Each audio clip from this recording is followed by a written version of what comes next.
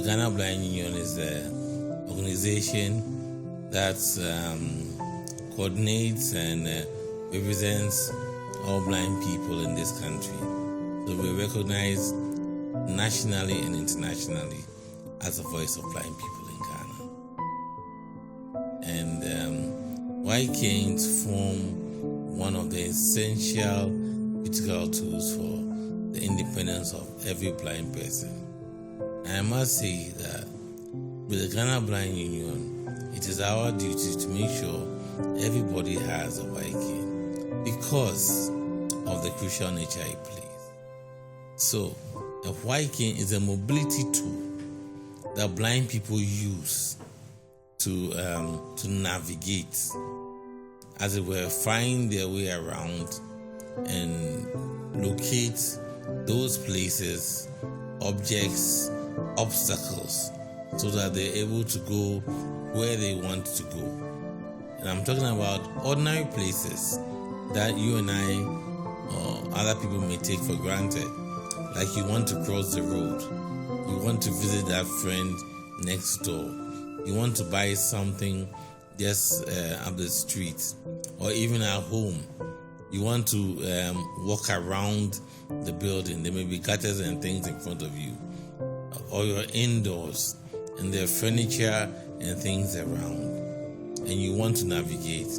You would use a white cane to do that navigation and find your way around. Now, I have a sample of a white cane here in my hands. This is actually the kind that we can collapse or fold. It's called a collapsible cane. So as you see it here, it's folded up. Fold it open to unfold it. The cane seems to get longer to my length. And I have it here. And this is now my cane. Walk around and find wherever I'm going. When I'm going to sit down, I can unfold my cane again and conveniently put it away. And we have many kinds of white canes. As you've seen, this is a collapsible one. We have the rigid kind, one that cannot be folded. And those are also very useful for blind persons. One may ask, why the name white cane, or why even the color white? You know, the white cane has come about. It has a history to it. Mobility canes themselves has been with man for as long as man has been around. Even if you look at the Bible, there are cases where blind men used to walk around, and they all had staffs. In our traditional society too, people would use a staff.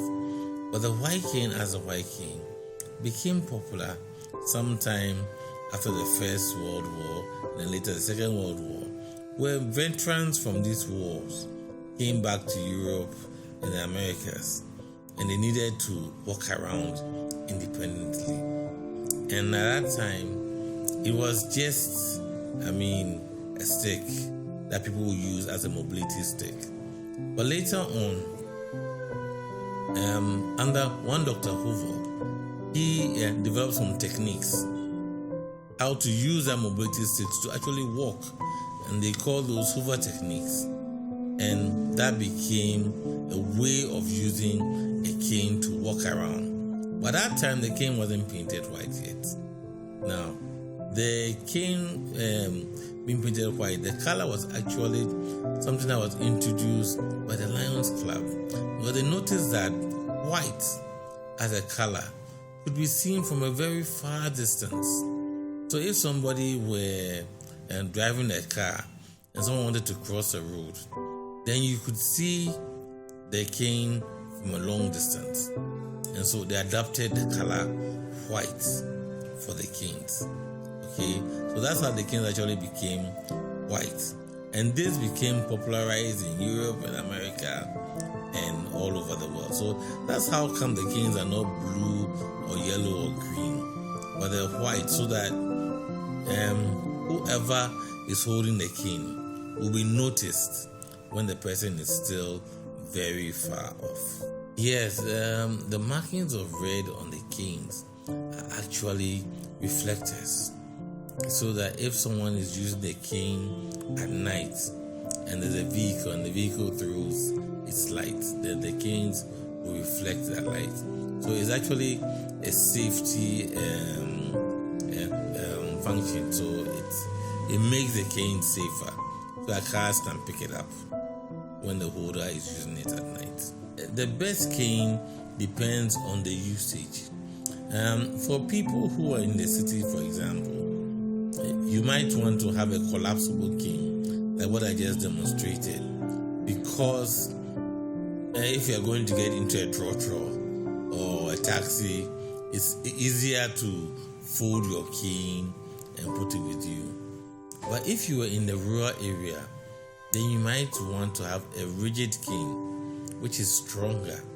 So when you're traveling rough paths and things, maybe roots and trees, stones and things, and the cane will not break. You can even take your weight if you slip. So depending on where you are. Now if you are indoors, you might want to have an indoor cane, which looks like a short white cane, but it's just used for hitting furniture. Going where furniture and avoiding hitting furniture. So the kind of cane actually depends on where you are using it and where you are going with the cane. How long you use a white cane actually depends on how long you need a white cane. Because for most blind people, once you begin to use a white cane, you never stop using it, because you always need to negotiate your way, to find your way. And as we all do in life, you don't always go to the same place. Today, you might go to Adabraka, tomorrow you go to Carnation, the next day you'll be at Legon. So, as a blind person, you might want to go to Kwesi's house, tomorrow you go to Ama's house, next day you're at Michael's house. So it's not like you're going to one place. So you use a cane because you move around a lot. So you use a cane for as long as you need it. And as for the age, normally it's very little children may not use canes because many of them have not been trained how to use it yet, and many of them may also see it as a plaything. But as soon as a child reaches the age, that is a blind child, which is the age where he can appreciate and he needs to negotiate his way, and he appreciates the use of the cane in fulfilling that function. And some of the children are as low as maybe 8, 9, 10, some even lower than that. And they can use the cane and they can do it. As for the age limit, there's no age limit. I mean, if you're an old person and once you can walk around, you might want to use the cane. So there's no real age limit for it. Actually, unfortunately, we don't have enough canes for all blind people.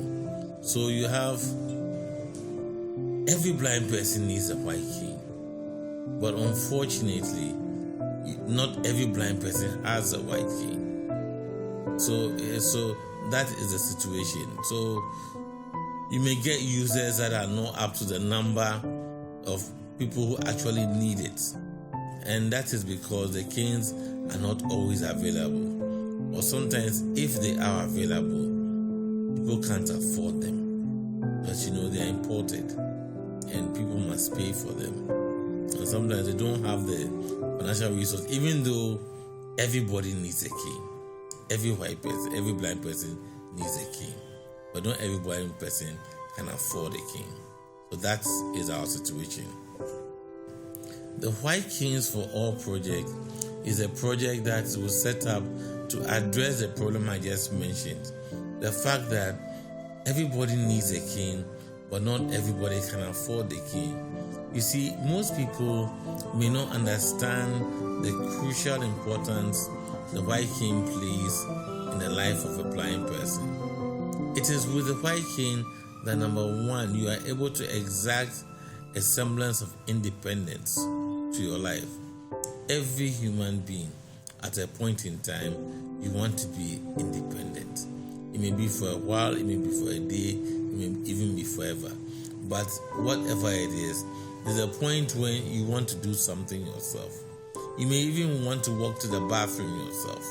You may even want to walk and go and sit under a tree yourself. You may want to walk and go and sit behind your house yourself. You may want to walk to your front steps, to your gates. There are times when you just need to have some level of independence. You may want to go somewhere that you need to have a guide, and the white cane provides that. So it's the first step towards independence. Now, these are places that I've mentioned, are places that most non-blind people you take for granted. When you want to walk, you get up and you walk and you're gone. For the blind person, he has to feel his or her way, and that is what the white cane does. So it is a very important fact. So the White Cane for All project wants to make these canes available. So that those blind people who cannot afford this cane would not be denied the cane. Because what we have now is many people need it and they don't have it. So they don't walk. You imagine somebody sitting under a tree that somebody has placed him there for morning, and he can't move because he's waiting for the person to come and take him away or take him back indoors. And because he doesn't know the way indoors, and he's afraid that if he attempts on his own, he will fall into a gutter or hit a stone. If he has a white cane, he will do it on his own. But moving to that tree is what most people will take for granted. But for the blind person, it's a journey that he must take and make sure he's safe when he's taking it. And that is what you use the white cane for. So the White Cane for All project, again, will endeavor to make that. And most importantly, this project allows Ghanaians, or for that matter, any well-wishing person who really wants to help a blind person get a cane. It allows people to actually buy canes and donate them to blind people who can't afford them. Note that I'm saying those who can't afford them, because some blind people are working and they can buy their own canes. They are not the target of this project. The White Cane for All project, it targets people who can't afford the canes on their own, yet they need them. So it allows people, what the project does is we solicit donations and contributions from individuals, and we use whatever funds we get to buy canes, and we distribute it, and where it's necessary we give training, because sometimes you have to train people how to use a cane. Not everybody knows how to use a white cane, and we have to take our time and train them so that they are able to use a cane. So that is the White Canes for All project. The EUGENIUS Foundation, the success of every project, you need partners. You can't go it alone. Now, the EUGENIUS Foundation is a foundation that was established by an individual, Eugene Danso. Now, Eugene Danso's main thrust is he wants to make a difference in the lives of people. And for that matter, he has seen the White Cane for All project as an area that he can change the lives of blind people and make a difference in society. So when we heard about the EUGENIUS Foundation and the fact that they came to us, and that is something that I really want to say. EUGENIUS Foundation actually came to us. We didn't go to them. They came to us and said, look, they want to make a difference. They want to help change somebody's lives. They want to help give somebody an opportunity in life. And we welcome them. So we are partnering with the EUGENIUS Foundation for this White Canes for All project, so we can raise canes to make a difference in the lives of people. So we welcome EUGENIUS Foundation, and I also want to say that they are doing most of the organization, they are doing most of the coordination of this project.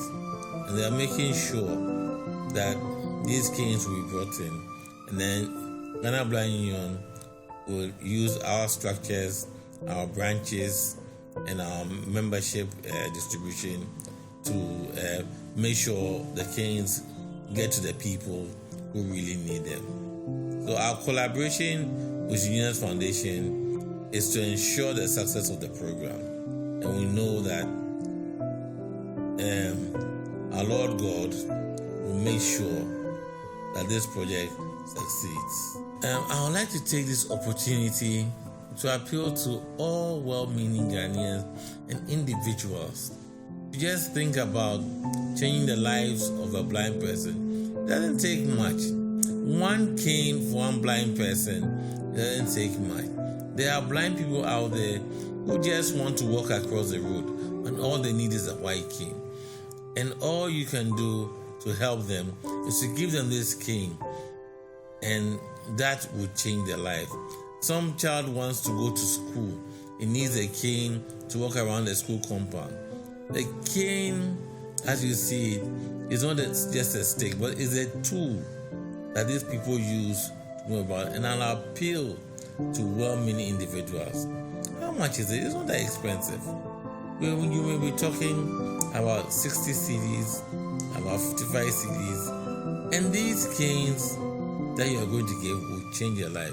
Some people use that much for lunch, and I've seen people spending a lot more than that for other things. Well, anyway, that is their choice. But I'm saying that this is a worthy cause and something that is worth investing in. Changing someone's life is always worth it. And I appeal to the public to use this opportunity to also be part of this, to part of making life better for people. And by that, we'll be helping these individuals to help themselves and indeed help our society. Thank you very much.